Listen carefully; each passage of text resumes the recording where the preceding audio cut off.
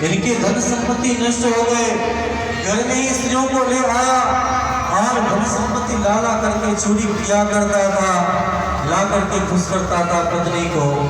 धन संपत्ति जब नहीं ला पाया तो राजा के बगीचे से फूल तोड़ करके लाता, माला गजला बना बना करके उन स्त्रियों को प्रसन्न किया करता था।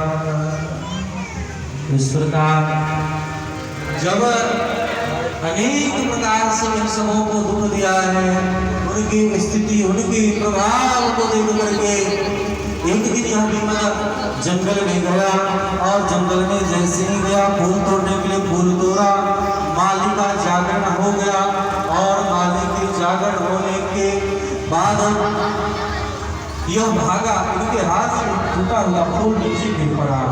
यह भीमन रोग वहां से भागा है।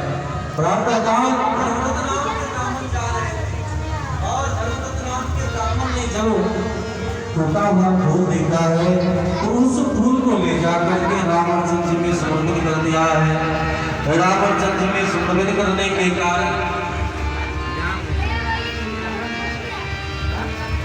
उनके पाप का पाप नष्ट हो गए।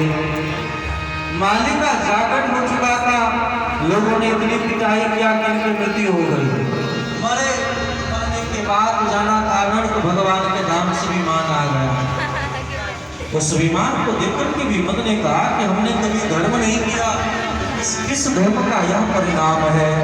सुन करके भगवान के पार्षदों ने कहा, देखो तुम्हारे द्वारा टूटा हुआ फूल अर्पण हो गया, उसका यह परिणाम है।